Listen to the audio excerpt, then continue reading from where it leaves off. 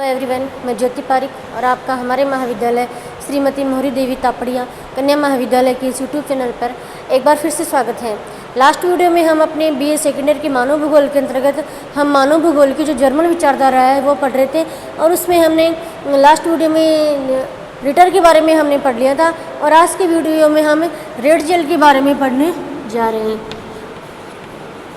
Red jail तो Humboldt और Ritter के अलावा रेड जेल भी जर्मन विचारधारा के एक प्रमुख भूगोलवेता है। तो आज हम सबसे पहले रेड जेल की जो जीवन परिचय के बारे में हम देखते हैं। तो इनका जो जन्म है,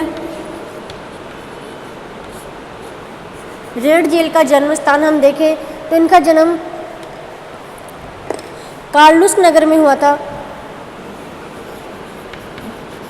कार्लुस नगर में रेड जेल का जन्म हुआ था और यहीं से इन्होंने अपनी प्रारंभिक शिक्षा प्राप्त की थी। ठीक है, और उसके बाद हम देखें तो ये जो रेड जेल महोदय हैं उन्होंने प्राणी विज्ञान,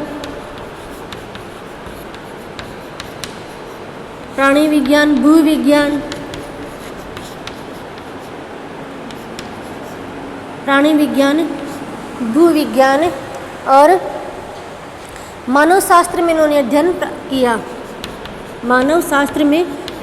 प्राप्त किया।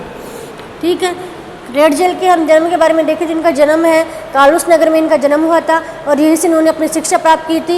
ये रेड जेल जो महोदय थे, रेड जेल महोदय ने प्राणी शास्त्र, भूविज्ञान और मनोशास्त्र में इन्होंने अध्ययन किया। उसके बाद इनका जो सर्वप्रथम प्रभाव है वो 1869 में डार्विन की जो विकासवादी दर्शन था, डार्विन के विकासवादी दर्शन की इन्होंने समालोचना प्रस्तुत की। दर्शन की समालोचना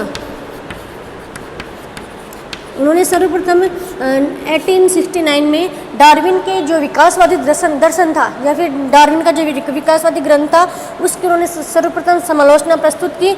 और ये इनका जो गहरा प्रभाव है रेड जेल के ऊपर सर्वाधिक जो प्रभाव पड़ा था वो किसका पड़ा था? डार्विन के ही विकासवादी दर्शन का उनके ऊपर सर्वाधिक प्रभाव पड़ा। ठीक है, उसके बाद हम देखें तो उसके बाद जो रेड जेल महोदय है उनकी जो मुलाकात है वो म्यूनिक नगर में वेगनर से हुई। म्यूनिक नगर में जो जर्मनी में है, किनसे हुई? वेगनर महोदय से। वेगनर के साथ इनकी जर्मनी के म्यूनिक नगर के अंतर्गत इनकी वेगनर से मुलाकात हुई। और वेगनर का जो सिद्धांत था जीवों के प्रवास नामक ग्रंथ से ये बहुत अधिक प्रभावित हुए। ठीक है, जो कि इनका ग्रंथ था वेगनर महोदय का। उसके बाद रेड जेल महोदय हैं, उन्होंने कई स्थानों का भौगोलिक वर्णन किया, जैसे इटली, संयुक्त राज्य अमेरिका है, मैक्सिको, क्यूबा, इटली, संयुक्त राज्य अमेरिका,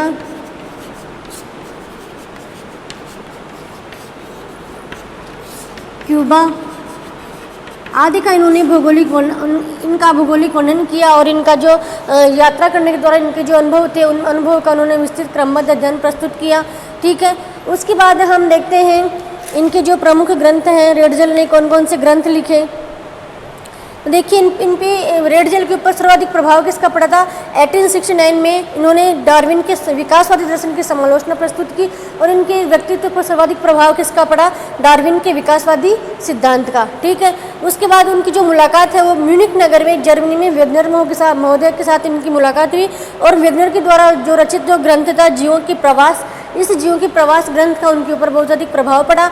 इन्होंने फिर उसके बाद विश्व के अनेक क्षेत्रों की इन्होंने यात्राएं की, जिसमें इटली है, संयुक्त राज्य अमेरिका और क्यूबा। और इनकी यात्राएं करने के दौरान इनको जो भी अनुभव हुआ उस अनुभव का इन्होंने एक क्रमबद्ध अध्ययन प्रस्तुत किया। उसके बाद हम देखते हैं रेड जेल के द्वारा रचित जो ग्रंथ हैं,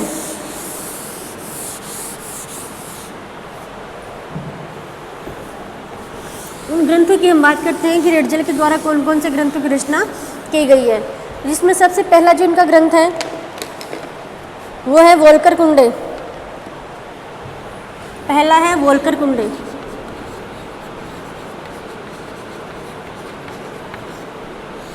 दूसरा है एंथ्रोपोजियोग्राफी।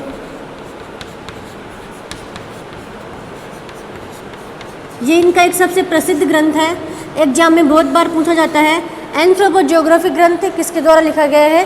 रेडजेल के द्वारा। मोस्ट इंपॉर्टेंट क्वेश्चन है, ठीक है, सबसे महत्वपूर्ण ग्रंथ है इनका। अगला, और ये इस ग्रंथ का प्रकाशन 2 खंडों में हुआ था। 2 खंडों में इसका प्रकाशन हुआ था, प्रथम खंड और द्वितीय खंड, ठीक है। उसके बाद इनका जो अगला ग्रंथ है वो है राजनीतिक भूगोल। राजनीतिक भूगोल, ये भी इनका एक महत्वपूर्ण ग्रंथ है, राजनीतिक भूगोल। ये भी एग्जाम में बहुत बार पूछा जाता है, ठीक। अगला है इनका जर्मनी। इस प्रकार से रेडजेल के द्वारा 4 प्रमुख ग्रंथ लिखे गए थे, जिसमें 2 बहुत अधिक महत्वपूर्ण है। एंथ्रोपोजियोग्राफी, इसका प्रकाशन 2 खंड में हुआ था, और एक है राजनीतिक भूगोल, ये 2 ज़्यादा महत्वपूर्ण है। इसके अलावा इनका एक ग्रंथ है वोल्कर कुंडे और जर्मनी, ठीक है। इस प्रकार से इन 4 ग्रंथों की इन्होंने रचना की। उसके बाद हम देखें तो रेडजेल महोदय ने भी हम्बोल्ट की तरह अनेक भौगोलिक विश्व की अनेक भौगोलिक क्षेत्रों की इन्होंने यात्राएं की, और उन सभी यात्राओं के दौरान उन्होंने जो भी अनुभव प्राप्त किया, उन अनुभवों का उन्होंने क्रमबद्ध विवरण प्रस्तुत किया, ठीक है।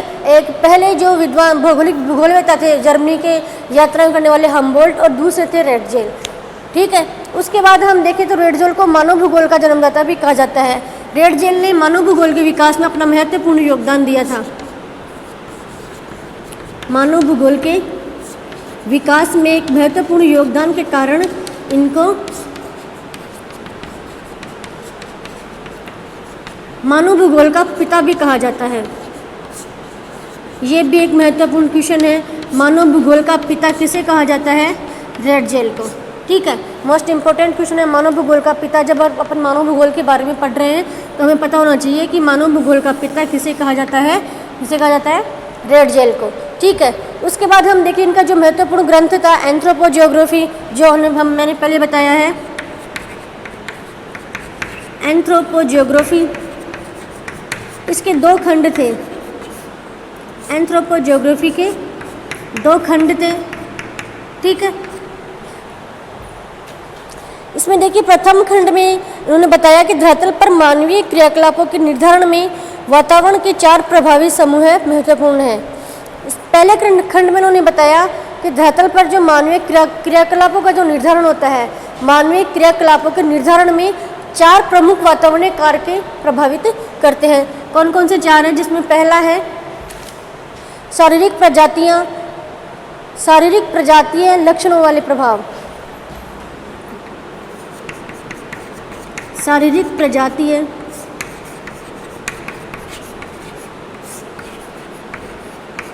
लक्षणों वाले प्रभाव,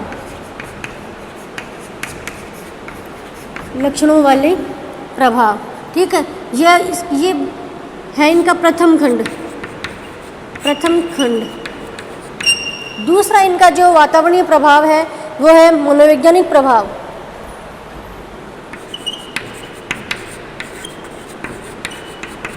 मनोवैज्ञानिक प्रभाव। तीसरा इनका जो वातावरणीय प्रभाव है वो है जनसमूह की सामाजिक आर्थिक गतिविधियों पर प्राकृतिक शक्तियों के भौगोलिक प्रभाव। जनसमूह की आर्थिक सामाजिक गतिविधियों पर आर्थिक सामाजिक गतिविधियों पर प्राकृतिक शक्तियों के भौगोलिक प्रभाव। प्राकृतिक शक्तियों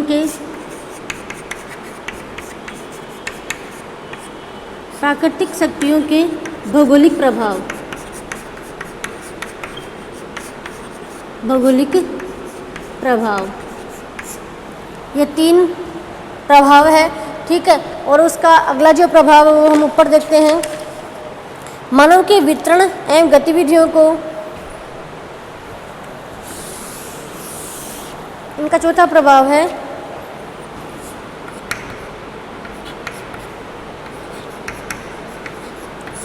मानव के वितरण एवं उनकी गतिविधियों को मानव के वितरण एवं उनकी गतिविधियों को नियंत्रित तथा निर्धारित करने वाले प्रभाव, नियंत्रित व निर्धारित करने वाले प्रभाव। तो रेडजेल ने अपने प्रसिद्ध ग्रंथ एंथ्रोपोज्योग्राफी के प्रथम खंड में मानव के जो क्रियाकलाप है उस क्रियाकलापों पर पड़ने वाले वातावरणीय प्रभाव है, उन वातावरणीय प्रभावों को 4 भागों में बांटा है। कौन कौन से प्रभाव, 4 प्रकार के प्रभाव उसके ऊपर पड़ते हैं, जिसमें पहला है शारीरिक प्रजातीय लक्षणों के वाले प्रभाव। ठीक है, शारीरिक प्रजातीय लक्षणों वाले प्रभाव मानव के ऊपर पड़ते हैं। दूसरा प्रभाव है मनोवैज्ञानिक प्रभाव। तीसरा है जन समूह की आर्थिक सामाजिक गतिविधियों पर प्राकृतिक शक्तियों के भौगोलिक प्रभाव। ठीक है, उसके बाद उनका जो अगला प्रभाव पड़ता है मानव के ऊपर, मानव के वितरण एवं उसकी गतिविधियों को नियंत्रित करने व निर्धारित करने वाले प्रभाव। ये 4 प्रभावों की उसने अपने प्रथम खंड में बात की है। ठीक है, और उनका जो दूसरा खंड है एंथ्रोपोज्योग्राफी का जो दूसरा खंड है, उस दूसरे खंड की हम बात करते हैं।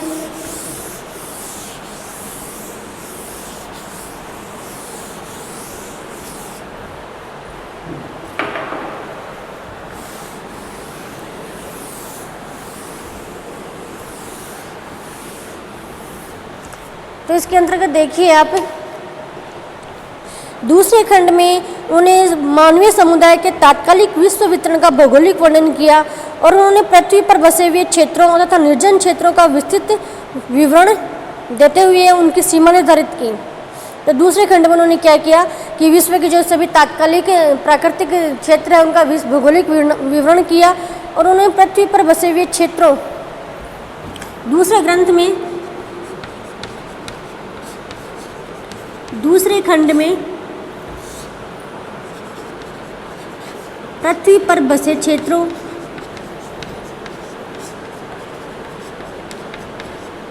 पृथ्वी के ऊपर बसे हुए जो क्षेत्र हैं, क्षेत्रों व निर्जन क्षेत्रों का विस्तृत विवरण देते हुए उनकी सीमा निर्धारित की। और निर्जन